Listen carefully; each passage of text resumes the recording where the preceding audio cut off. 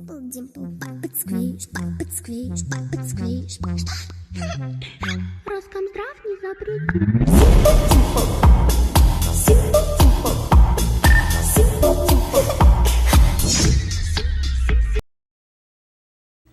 So again, hi guys, this is Aliah Nicole Gonzales from BSB FM1C, and I'm here to talk about the international human rights. The Universal Declaration of Human Rights was adopted by the United Nations General Assembly on December 10, 1948, strengthening the international human rights movement.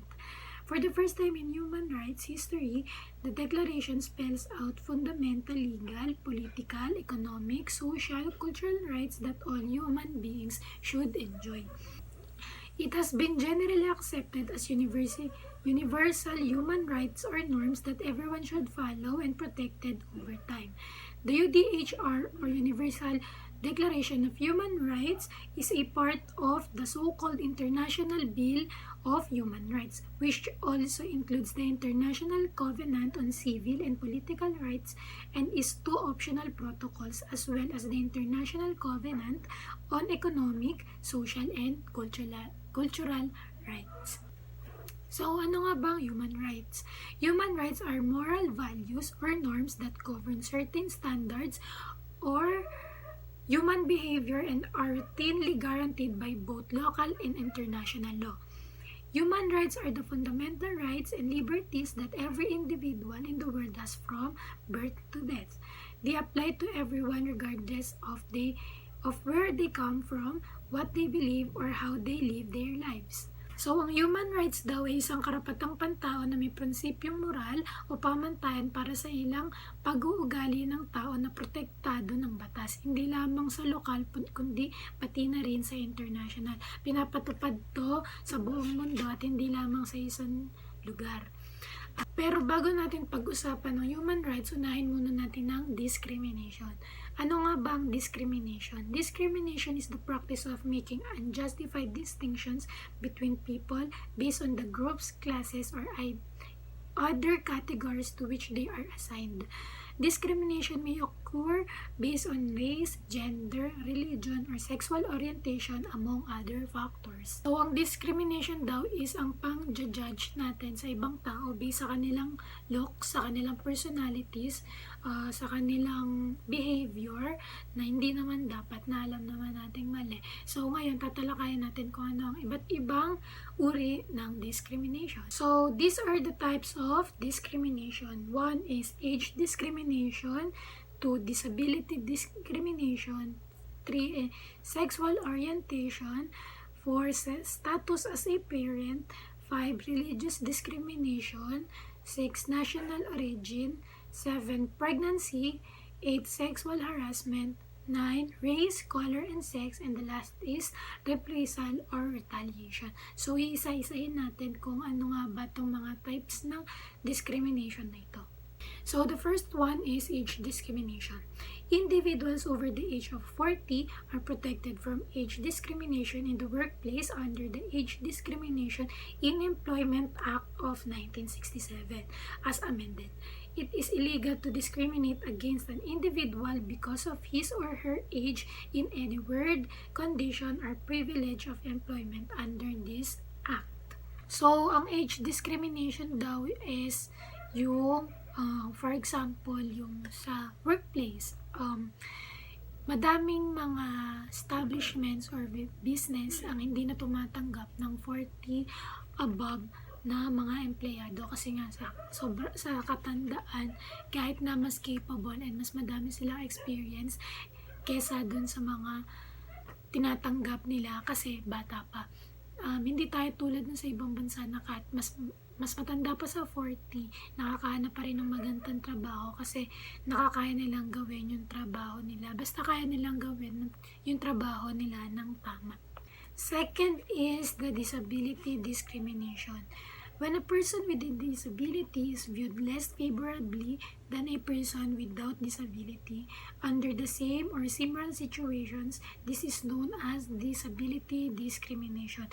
These cases is protected under Equality Act. So, ang disability discrimination is, for example nga, yung katulad ng nasa meaning, kapag ka may dalawang taong nagkaroon ng conflict, parang mas nahihirapan sila paboran yung yung person with disability kasi based siguro sa kakayahan niya, kasi nga may disability siya, hindi tulad ng taong walang disability, kaya niya ipagtanggol yung sarili niya. Hindi lang yun, tulad din sa workplace, may mga business owners din na hindi tumatanggap ng person with disability kasi iniisip nila baka maging pabigat lang siguro sa magiging business nila dahil nga may disability yung tao. Third is sexual orientation. Discrimination based on sexual preference and or sexual behavior is known as sexual orientation.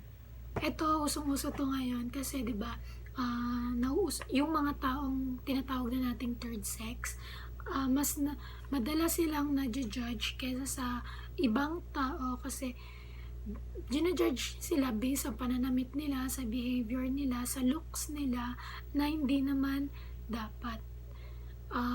Hindi katulad sa ibang bansa na masyado ng open yung mga tao sa third sex. Sana dapat dito din sa Pilipinas kasi katulad natin may mga karapatan din sila bilang isang tao. Next is status as a parent. When an individual is treated less favorably because of their parental status than someone who does not have the same parental status in similar circumstances, this is known as a parental status discrimination. So, ayan, ang status as a parent discrimination is based daw sa parental status. For example, sa mga workplace na hindi tumatanggap ng empleyadong may pamilya na kasi feeling nila nga magiging pabigat, para magiging burden lang kapag nagka-problema yung magiging empleyado nila. Syempre, kailangan unahin yung pamilya kaysa doon sa magiging trabaho ng empleyado. Next is religious discrimination. Religious discrimination is when someone or a group of people is treated unfairly because of their religious beliefs. Ang religious discrimination daw is a discrimination against those people na iba yung paniniwala, hindi tulad nung sa atin. Kasi syempre bilang tao, may iba't iba tayong pinaniniwalaan, and etong religious discrimination is pang-judge based nga sa kanilang mga paniniwala na hindi natin pinaniniwalaan. Next is national origin. Discrimination based on national origin occurs when people, applicants, or employees are treated unfairly because they are from a certain country or region of the world, because of their race or dialect, or because they tend to be of a particular ethnic heritage, even if they are not. So, itong discrimination na to is yung discrimination against sa ibang mga race, tulad ng mga sa ibang bansa. For example, yun yung nasa ibang bansa, yung nauso yung pumapatay sila ng mga Black Americans kasi hindi nila tanggap na Black yun, and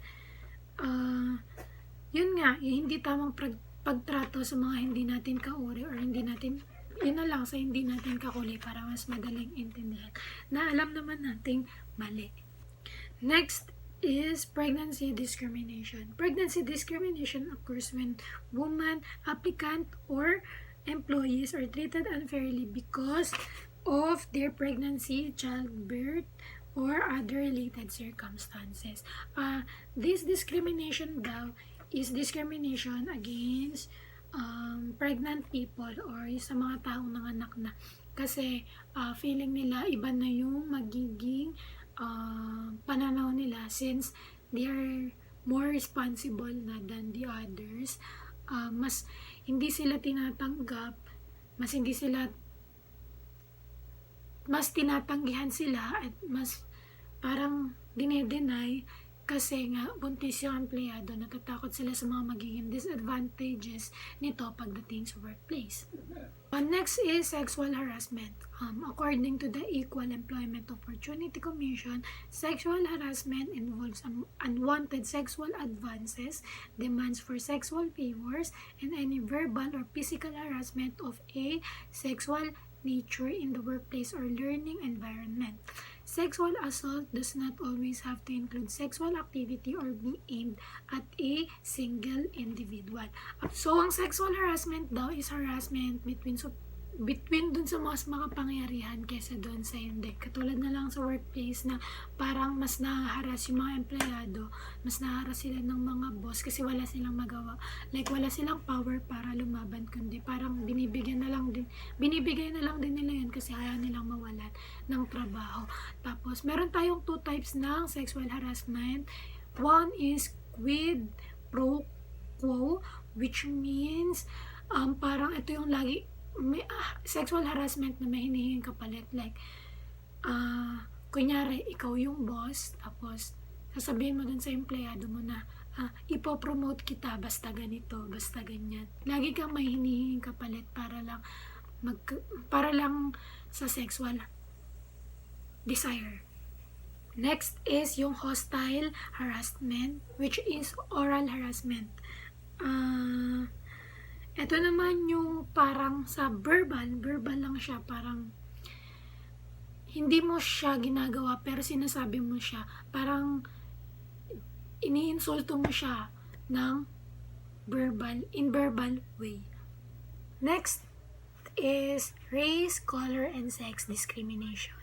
Race discrimination occurs when someone, an applicant or employee, is treated unfairly because of his or her race or personal characteristics associated with race, such as hair texture, skin color, or certain facial features. Color discrimination is when someone is treated unfairly because of their skin color. Discrimination based on race or color may also include treating someone unfavorably because they are married to or associated with someone of that race or color. So, this discrimination naman daw is yung hindi tamang pagtrato natin sa mga hindi natin kauri, like hindi natin kapareho ng skin color, ng hair texture, or mga face features, yung mga hindi natin tamang pagtrato and pag-judge natin sa kanila kasi nga hindi natin sila katulad. Lastly is reprisal or retaliation. This is the employees who complained about discrimination on the job, made a discrimination claim or lawsuit, or engage in any way in an employment discrimination case are subjected to retaliation and reprisal. Ito naman daw yung pagtrato natin sa mga employees na hindi tama kasi dahil nagreklamo sila sa discrimination na nangyayari sa loob ng trabaho at dahil na din sa pagsampa nila ng kaso dahil nga din sa discrimination na natatanggap nila sa mga kasama nila sa loob ng workplace. So, ayun, natakal natin yung 10 types ng discrimination and isa-isahin ulit natin. 1 is age discrimination, yun nga yung discrimination against people na may edad na. 2 is disability discrimination, which is discrimination against person with disabilities. 3rd, sexual orientation na discrimination against sa orientation ng isang tao, sa tungkol sa isang sexual orientation ng isang tao. 4th is status as a parent. This discrimination is a judgment against those people na may responsibilities na or may mas matitindi ng responsibilities. 5th is religious discrimination. Ito naman yung pang-judge natin sa mga taong hindi natin katulad ng paniniwala or ng religion. 6th is national origin. This is the discrimination against those people na hindi natin kapareho ng origin. 7th is pregnancy discrimination. Ito naman yung discrimination against people who are pregnant. 8th, sexual harassment. This discrimination is against those people na nanghaharas.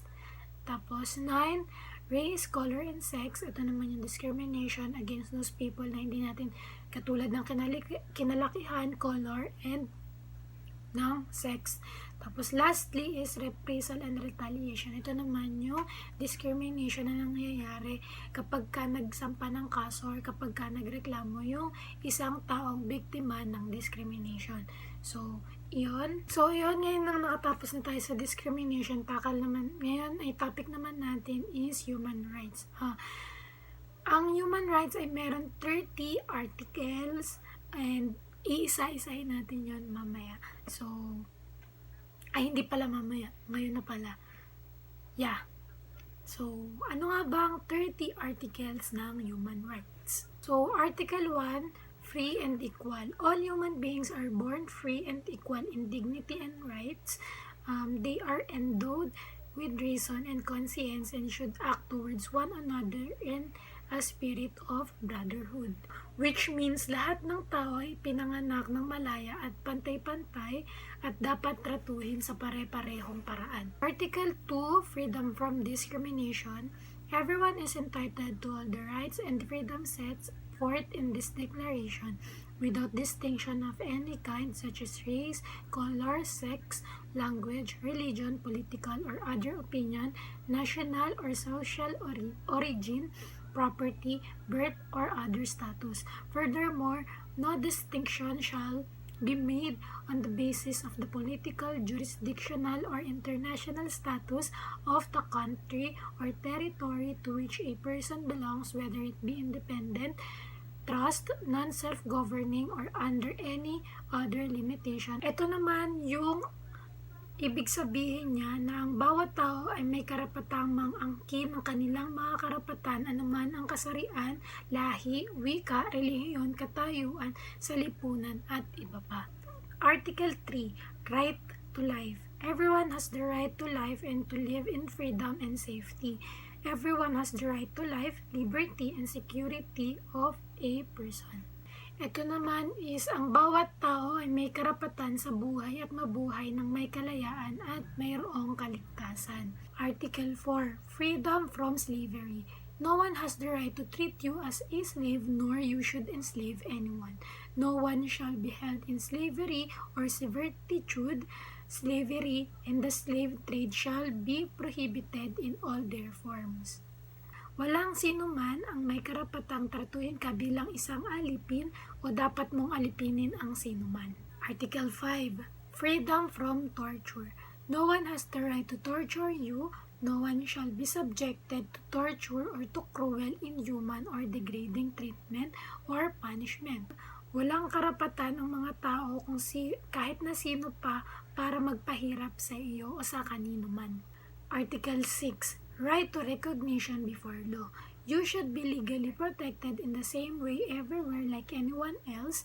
Everyone has the right to recognition everywhere as a person before the law. So, dapat kang protektado ng legal sa parehong paraan kahit saan man tulad ng iba. Article 7, right to equality before the law. All are equal before the law and are all entitled without any discrimination to equal protection of the law. All are entitled to equal protection against any discrimination in violation of this declaration and against any incitement to such discrimination. Ang batas ay pareho para sa lahat at dapat na ilapat sa parehong pamaraan at sa lahat. Article 8, access to justice. Everyone has the right to an effective remedy by the competent national tribunals for acts violating the fundamental rights granted him by the Constitution or by law. May karapatan kang makakuha ng legal na tulong at ma-access ang sistema ng hustisya kapag ang iyong mga karapatan ay hindi iginagalang ng sinuman. Article 9, freedom from arbitrary detention. No one shall be subjected to arbitrary arrest, detention, or exile. Walang sino man ang maaaring arestuhin o pigilan ka sa pagkuha ng arbitraryo o palayasin ka mula sa iyong bansa nang hindi makatarungan. Article 10, right to fair trial. Everyone is entitled in full equality to a fair and public hearing by an independent and impartial tribunal in the determination of his rights and obligation and of any criminal charges against him. May karapatan kang humingi ng public hearing at dapat na pampubliko at subukin sa batas ang tapat na pamamaraan ng isang walang kinikilingan at malayang tribunal. Article 11, presumption of innocence. Everyone charged with a penal offense has the right to be presumed innocent until proved guilty according to the law in a public trial at which he has had all the guarantees necessary for his defense. No one shall be held guilty of any penal offense on account of any act of omission which did not constitute a penal offense under national or international law at the time when it was committed, nor shall a heavier penalty be imposed than the one that was applicable at the time the penal offense was committed. Ikaw ay tinuturing na walang sala hanggang sa mapatunayan na ikaw nagkasala alinsunod sa batas. Kung inakusahan ng isang krimen, ikaw ay may karapatang ipagtanggol. You're innocent until you're proven guilty. Article 12. Right to privacy. No one shall be subjected to arbitrary interference with his privacy, family, home, or correspondence, nor to attacks upon his honor and reputation. Everyone has the right to the protection of the law against such interference or attack. Mayroon kang karapatang proteksyon kung may nagtangkang saktan ng iyong mabuting pangalan, pumasok sa iyong bahay ng walang pahintulot, o makagambala sa iyong mga sulat. Article 13. Freedom of movement. Everyone has the right to freedom of movement and residence within the borders of each state. Everyone has the right to leave any country including his own and to return to his country. May karapatan kang umalis o lumipat sa loob ng iyong sariling bansa at dapat kang makabalik. Article 14. Right to asylum. Everyone has the right to seek and to enjoy in other countries asylum from persecution. This right may not be invoked in the case of prosecutions genuinely arising from non-political crimes or from acts contrary to the purposes and principles of the United Nations. Kung inuusig ka sa bahay, may karapatan kang humingi ng proteksyon sa United Nations. Article 15. Right to nationality. Everyone has the right to a nationality. No one shall be arbitrarily deprived of his nationality nor denied the right to change his nationality. May karapatan kang mabilang sa isang bansa at magkaroon ng nasyonalidad. Article 16. Right to marriage and to found a family. Men and women of full age without any limitation due to race, nationality, or religion have the right to marry and to found a family. They are entitled to equal rights as to marriage, during marriage, and as it is dissolution.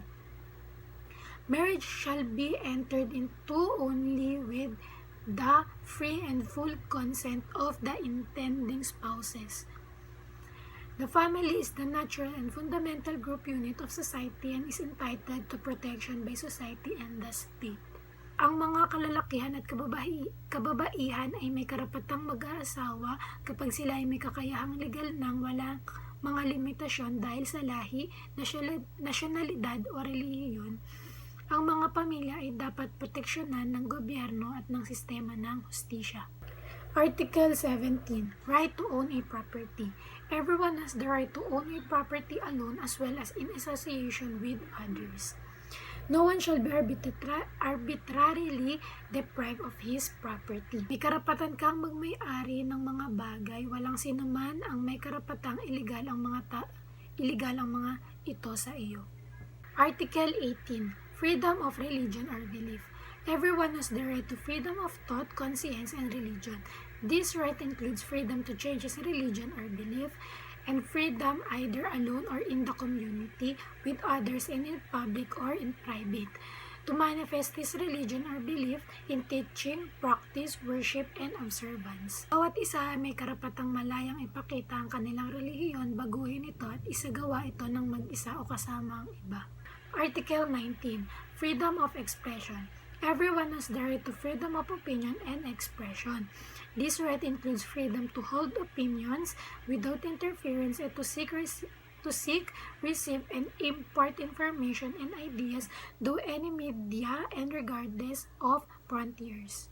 Ang bawat tao ay may karapatang mag-isip at sabihin kung ano ang gusto nila at walang dapat pagbawalan dito. Article 20. Freedom of assembly. Everyone has the right to freedom of peaceful assembly and association.